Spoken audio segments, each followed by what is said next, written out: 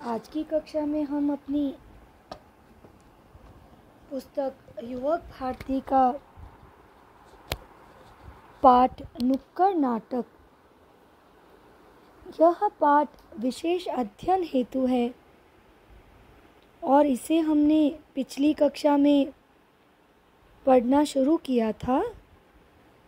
हम पाठ की विधा परिचय प्राप्त कर रहे थे, विधा पढ़ रहे थे।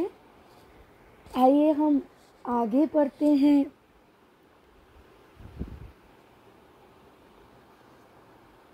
पेज नंबर 66 पर पहले 4 पैराग्राफ हम पढ़ चुके थे। जो एक बात हमें नुक्कड़ नाटक के बारे में पता चलती है कि नुक्कड़ नाटक में नाट्य मंडली और दर्शकों के बीच कोई दूरी नहीं होती। किसी पर्दे, किसी साज सज्जा की आवश्यकता नहीं होती और इसे अंग्रेजी में स्ट्रीट प्ले कहा जाता है। इसे उसी प्रकार प्रस्तुत किया जाता है जिस प्रकार सड़क पर मदारी अपना खेल दिखाने के लिए भीड़ को जुटाता है। और नुक्कड़ नाटक समाज की विसंगतियों, विडंबनाओं, रूढ़ियों, शोषण, सत्ता के स्वरूप और आम जनता के संघर्षों को सीधे जनता तक पहुंचाता है। नुक्कड़ नाटक की भाषा बहुत सहज और सरल होती है। आइए अब आगे का पाठ पढ़ते हैं। हिंदी नाटक साहित्य में नुक्कड़ नाटक प्रमुख रूप से लिखने वाले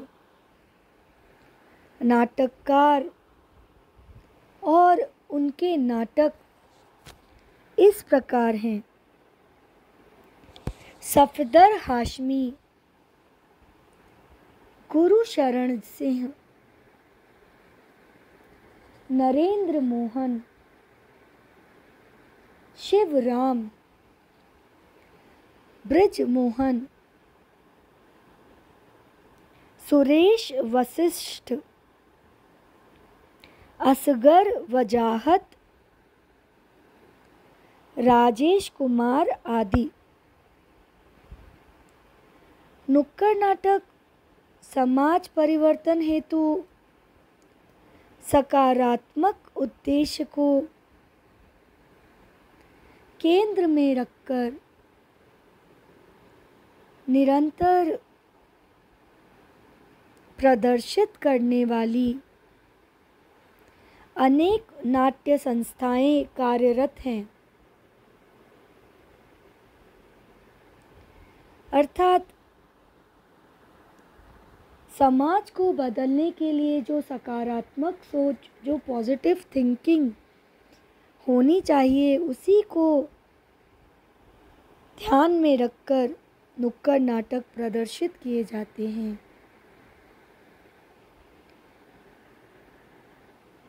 भारतीय जनजीवन के लिए 8वां दशक सामाजिक, राजनीतिक, आर्थिक तथा सांस्कृतिक दृष्टि से विभिन्न समस्याओं से भरा था। बेरोजगारी, अशिक्षा, असुरक्षा, नैतिक मूल्यों का पतन, गलत रूढ़ियाँ, महंगाई, भ्रष्टाचार, मौलिक अधिकारों का हनन, किसान मजदूरों का शोषण, आदि समस्याओं ने अकराल विकराल रूप धारण किया। देखिए, जो भारतीय जनजीवन के लिए 8वां दशक था वो सामाजिक अर्थात सोसाइटी से, पॉलिटिक्स से और आर्थिक मतलब इकोनॉमिकली और सांस्कृतिक का अर्थ है कल्चर के, संस्कृति से जुड़ी हुई जो दृष्टि थी, बहुत तरीके की समस्याओं से घिरा हुआ था। और साथ ही साथ बेरोज़गारी अर्थात नौकरियां न होना,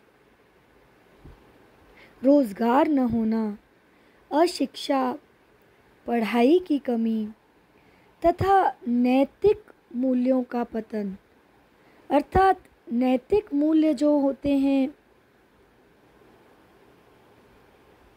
नीति परक जो मूल्य होते हैं, उनमें भी बहुत कमी आ गई थी,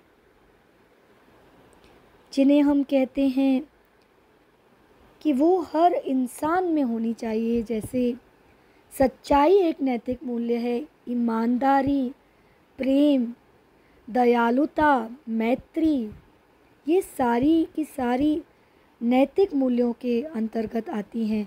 उनका पतन हो गया था, उनमें गिरावट आ गई थी।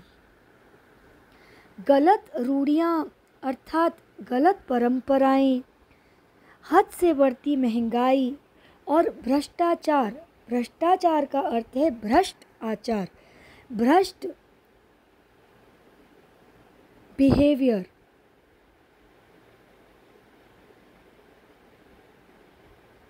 तो इस सब के होने से हर तरफ मौलिक अधिकारों का हनन हो रहा था।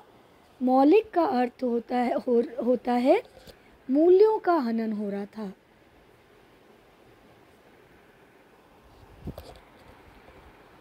दूसरों के अधिकारों को जब हनन किया जाता है उसे मौलिक अधिकार कहते हैं। किसान मजदूरों का अर्थात गरीबों का बहुत ज़्यादा शोषण हो रहा था। मौलिक को इंग्लिश में फंडामेंटल कहते हैं और ये अधिकार हमारी सरकार ने तय कर रखे हैं। जब उनका हनन होता है अर्थात उनको तोड़ा जाता है, उसके विपरीत कार्य किया जाता है और किसान मजदूरों का शोषण अर्थात अनुचित लाभ उठाया जा रहा था। और ये सारी की सारी समस्याओं ने बहुत ही बड़ा विशाल रूप धारण कर लिया था 8वें दशक में। अगले पन्ने पर चलते हैं। ऐसी विकट समस्याओं से जूझने के लिए और लोगों को संगठित अर्थात यूनाइटेड एकता के लिए परिवर्तन लाने का कार्य नुक्कड़ नाटक ने किया। समाज परिवर्तन, सामाजिक एकता, शोषण मुक्त समाज, स्त्री पुरुष समानता, सर्वधर्म संभाव, राष्ट्रभक्ति, बेटी बचाओ बेटी पढ़ाओ, पर्यावरण संवर्धन, जल साक्षरता,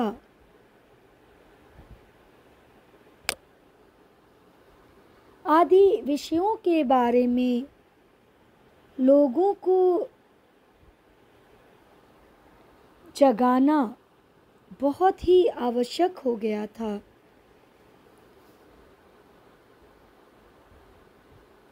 उसमें नुक्कड़ नाटक ने अपनी महत्वपूर्ण भूमिका निभाई है। कई सारे मुद्दे जैसे समाज में किस प्रकार परिवर्तन ला सकते हैं, ऊंच नीच का भेद मिटा सकते हैं। सभी धर्मों में एकता होना अति आवश्यक है। ऐसे समाज की स्थापना जो शोषण मुक्त हो, जहाँ कोई किसी का अनुचित लाभ न उठाए। स्त्रियों को हमेशा दोयम दर्जे का नागरिक मानना, तो स्त्री पुरुष में समानता का भाव तथा सर्वधर्म समभाव का अर्थ है सभी धर्म एक साथ प्यार से रहें। राष्ट्र के प्रति आस्था, भक्ति तथा बेटी बचाओ बेटी पढ़ाओ। एक 8वें दशक में एक बहुत ही अनुचित जो विसंगति थी, बहुत ही अनुचित जो बात हो रही थी कि बेटियों को जन्म लेते ही मार दिया जाता था। तो वह भी 8वें दशक के पहले ऐसी स्थिति थी भारत में कि बेटियों से ज़्यादा बेटों को महत्वपूर्ण समझा जाता था। तो बेटियों को पढ़ाना तो दूर, उन्हें जन्म नहीं लेने दिया जाता था। उसके लिए समाज को जागरूक करना, पर्यावरण संवर्धन अर्थात पर्यावरण में उसको बचाना, एनवायरमेंटल प्रोटेक्शन की आदि की ज़रूरत थी। जल साक्षरता की, पानी बचाओ, जल ही जीवन है। ये सारे विषय बहुत ही उस वक्त महत्वपूर्ण विषय थे, बहुत ही महत्वपूर्ण मुद्दे थे। और मनुष्य अपने ही किसी ख्याल में खोया चला जा रहा था। उन्हें यह चेताना बहुत ही आवश्यक हो गया था कि ये सारे मुद्दों पर अब ध्यान देना अत्यंत आवश्यक है। आज नुक्कड़ नाटकों के विषय व्यापक होने लगे हैं, अर्थात फैले हुए, ज़्यादा विशाल। इन विषयों में घर से लेकर मोहल्ले, शहर, गांव, महानगर के ज्वलंत प्रश्न तक आने लगे हैं। प्रशासन भी कई महत्वपूर्ण सामाजिक संदेशों के प्रसारण के लिए नुक्कड़ नाटकों से सहायता लेता है। आज जगह जगह से ज्वलंत प्रश्न जो दिखाई देने चाहिए जनता को, उन्हें लेकर नुक्कड़ नाटक मंचित हो रहे हैं। और अगर प्रशासन को भी, सरकार को भी अगर कोई सामाजिक संदेश देना होता है जनता को, तो वह भी नुक्कड़ नाटकों को जनता के हित के लिए प्रस्तुत करते हैं और सहायता लेते हैं नुक्कड़ नाटक मंचन करने वालों की। जल की समस्या, रक्तदान को बढ़ावा देना, प्लास्टिक बंदी, प्रौढ़ साक्षरता,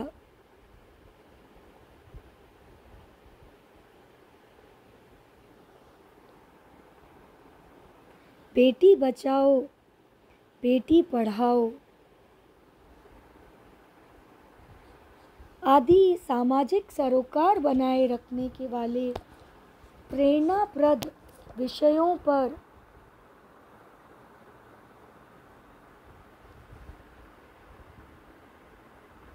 नुक्कड़ नाटक जनहितार्थ प्रस्तुत किए जाते हैं।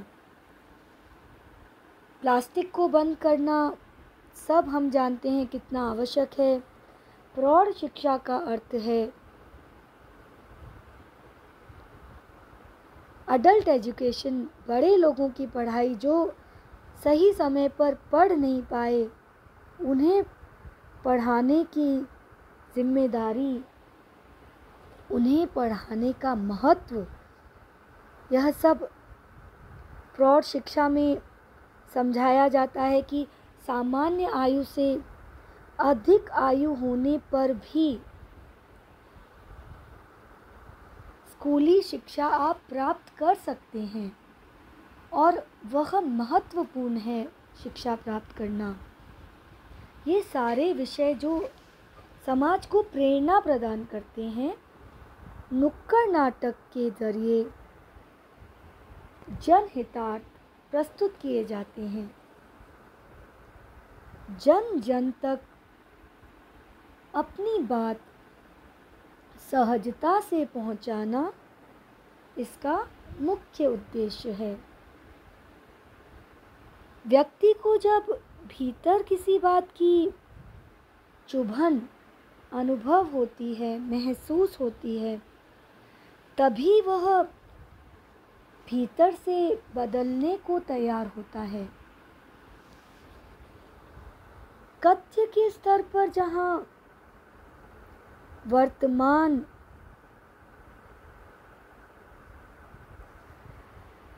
सामाजिक, राजनीतिक, आर्थिक एवं सांस्कृतिक समस्याओं से नुक्कड़ नाटक सीधे जुड़ा हुआ है, वहीं तकनीक के स्तर पर अपनी कुछ खास खूबियों को साथ लिए हुए है।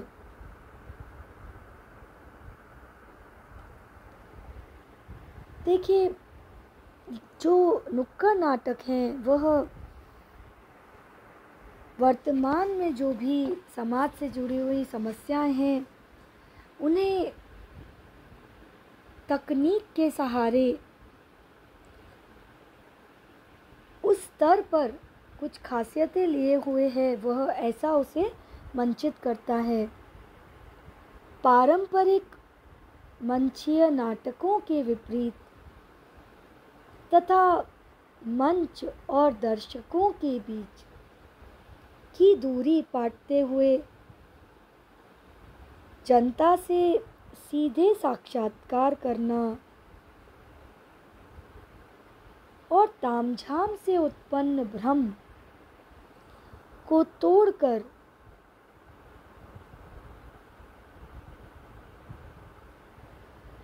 आम जीवन से सीधे जुड़ना जैसे तत्व नुक्कड़ नाटकों के विकास में पोषक रहे हैं।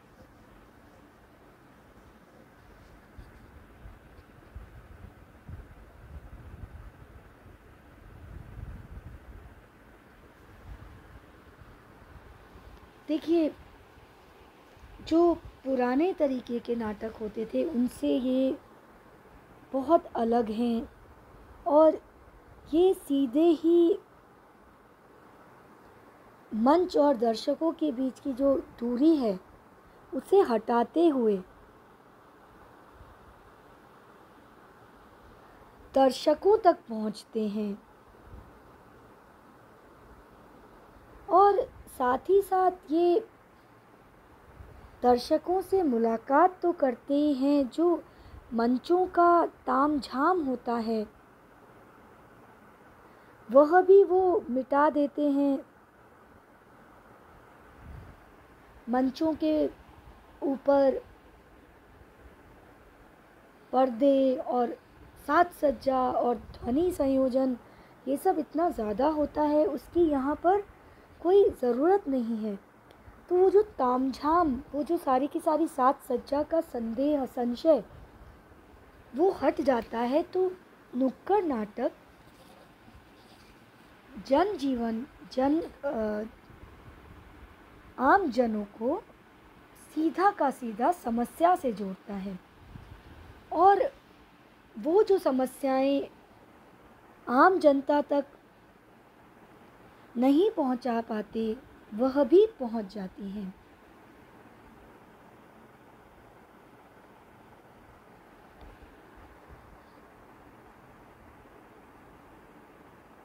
भारत में नुक्कड़ नाटकों की शुरुआत सामाजिक आवश्यकता के रूप में हुई है। यह बहुत ही ज़रूरी था कि कोई ऐसा ज़रिया आए, जिससे कोई ऐसा तरीका आए जिससे जनता को एक संदेश दिया जाए। सामाजिक परिवर्तन की आवश्यकता को देखते हुए अनिष्ट रूढ़ियों और परंपराओं पर चोट करने के लिए इसका उपयोग किया गया। देखिए, समाज में निरंतर परिवर्तन आना अत्यंत आवश्यक है, पर जो रूढ़ियाँ होती हैं, जो अवांछित होती हैं, अनिष्ट रूढ़ियाँ होती हैं, जिनकी आवश्यकता नहीं होती, जिनकी ज़रूरत नहीं होती, और वो हम उस पुरानी रूढ़ियों पर कायम रहते हैं, टिके रहते हैं, तो इन परंपराओं पर जो हमें हानि पहुंचा रही हैं, उन पर चोट करने के लिए नुक्कड़ नाटक की आवश्यकता थी। अव्यवस्था के प्रति असंतोष तथा जन सामान्य को अपने अधिकारों के प्रति सचेत करने के लिए भी नुक्कड़ नाटकों को माध्यम बनाया गया। हमें पता ही नहीं है कि हमारे राइट्स क्या हैं, हमारे अधिकार क्या हैं, तो उन अधिकारों को जानने के लिए नुक्कड़ नाटक बहुत ही सुंदर माध्यम बन गए। धीरे धीरे नुक्कड़ नाटक कला की एक महत्वपूर्ण शैली, महत्वपूर्ण विधा के रूप में अपना स्थान बना चुके हैं। आज नुक्कड़ नाटक ऐसी विधा बन गए हैं जिसके बिना कला में, संदेश में, साहित्य में कुछ कमी सी प्रतीत होगी।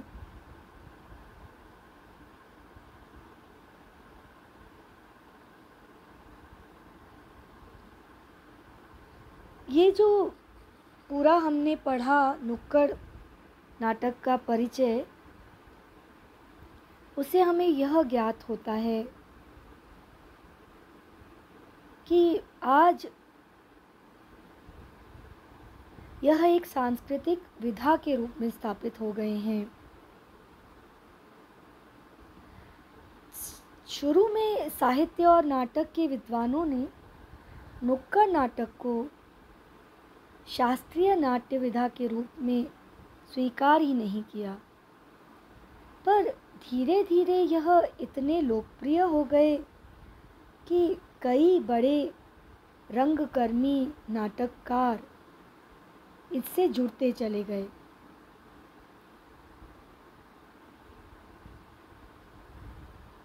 आज नुक्कड़ नाटक बहुत लोकप्रिय हैं, यहाँ तक कि फिल्में भी अपने प्रचार के लिए नुक्कड़ नाटक का सहयोग ले रही हैं। एक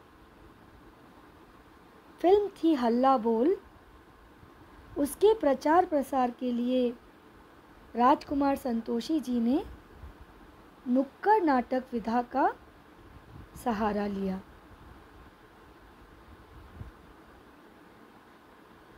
आइए अब नुक्कड़ नाटक की विशेषताएं देख लेते हैं।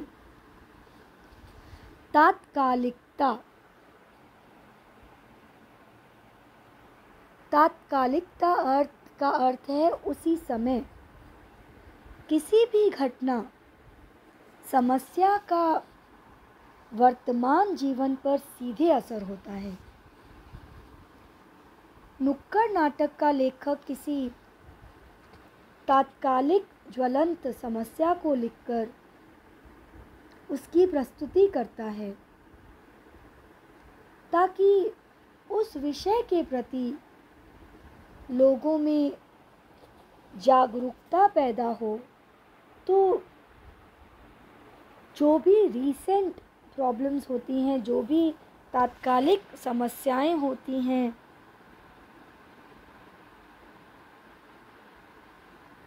उनके ऊपर नुक्कड़ नाटक केंद्रित किए जाते हैं और इस प्रकार समाज में जागरूकता फैलाई जाती है। दूसरा जो नुक्कड़ नाटक के विशेष बिंदु को दूसरे बिंदु को देख लेते हैं, गतिशीलता। नुक्कड़ नाटक के विषय का चयन करते हुए इस बात का ध्यान रखा जाता है कि इसकी प्रवाहमयी धारा में विषय, पात्र तथा दर्शक तेजी से गंतव्य की ओर बढ़ें। अर्थात ये जो नुक्कड़ नाटक का विषय ऐसा रखा जाए जिससे दर्शक बंध सकें और जो पूरा विषय है और जो पात्र हैं वो सब दर्शकों को उन संदेश के जो वो संदेश देना चाहता है उसके लक्ष्य पर ले जाएं, न कि यहाँ वहाँ घुमाते रहें। प्रवाह बना रहना चाहिए जिसे फ्लो बोलते हैं। नाटक के अंत तक किसी को कुछ सोचने का अवकाश नहीं मिलता। इसमें कथ्य और शिल्प का फैलाव नहीं होता, अर्थात मुद्दे की बात की जाती है।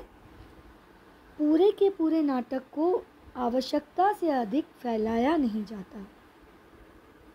अचूक लक्ष्य। नुक्कड़ नाटक हथियार की तरह जड़ पारंपरिक रूढ़ियों द्वारा किए जा रहे शोषण, अनाचार को खत्म कर वर्गहीन समाज की स्थापना के लिए काम करता है। नुक्कड़ नाटक का एक ही लक्ष्य है जिसे हम अचूक लक्ष्य कह सकते हैं।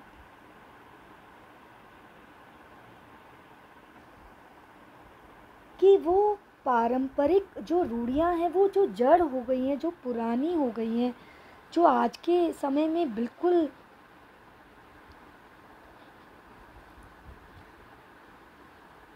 किसी काम की नहीं है, ऐसी रूढ़ियों को और इन रूढ़ियों का प्रयोग करके लोगों को शोषित किया जाता है, उन पे अत्याचार किया जाता है। तो ऐसी रूढ़ियों को तोड़ना तो अत्यधिक आवश्यक है और उसे खत्म करके एक क्लासलेस सोसाइटी, ऐसा समाज, वर्गहीन समाज, जहाँ पर किसी भी व्यक्ति का जन्म, उसका धर्म, इन सब बातों पर उसे नहीं आंका जाए, इन सब बातों पर उसे नहीं टोका जाए, ऐसा समाज बनाना चाहिए। संक्षिप्तता। नुक्कड़ नाटक में संक्षिप्तता का तत्व अनिवार्य है, अर्थात वो बहुत ही लघु होना चाहिए, बहुत फैला नहीं होना चाहिए कि लोग खड़े खड़े ऊब जाएं। लंबे लंबे संवाद या विषय का विस्तार इन नाटकों को उबाऊ बना देता है। नुक्कड़ नाटक जितना संक्षिप्त होगा उसका प्रभाव उतना ही अधिक होगा। जितना छोटा ये नाटक होगा उतना उसका प्रभाव जनता पर अधिक पड़ेगा। सहज भाषा और व्यंग्य शैली। नाटककार नुक्कड़ नाटक को प्रायः सहज भाषा और व्यंग्य शैली अर्थात हंसी मजाक में वह बातें समझाने की, प्रस्तुत करने की कोशिश करते हैं और बहुत बड़ी बातें ताने के रूप में,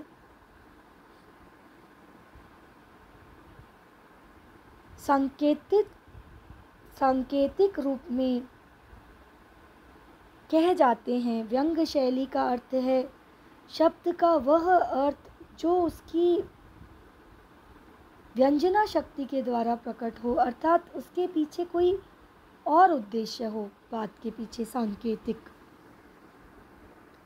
20-25 मिनट में किसी गंभीर समस्या का जन भाषा में प्रस्तुतिकरण नुक्कड़ नाटक की स्वाभाविकता और रोचकता को बढ़ाता है। देखिए, नुक्कड़ नाटक 20 से 25 मिनट में ख़त्म हो जाना चाहिए। कितनी भी गंभीर समस्या हो, उसे बड़े ही रोचक ढंग से, जिससे सहजता से, जिससे कि दर्शक जितनी देर भी उस नाटक को देख रहे हैं वो उससे बंधे रहें, ऐसे उसे प्रस्तुत करना चाहिए। अगली कक्षा में हम एक नुक्कड़ नाटक देखेंगे, जो हमारा अगला पाठ है, जिससे हमें समझ आ जाएगा कि नुक्कड़ नाटक किस प्रकार बनते हैं, किस प्रकार लिखे जाते हैं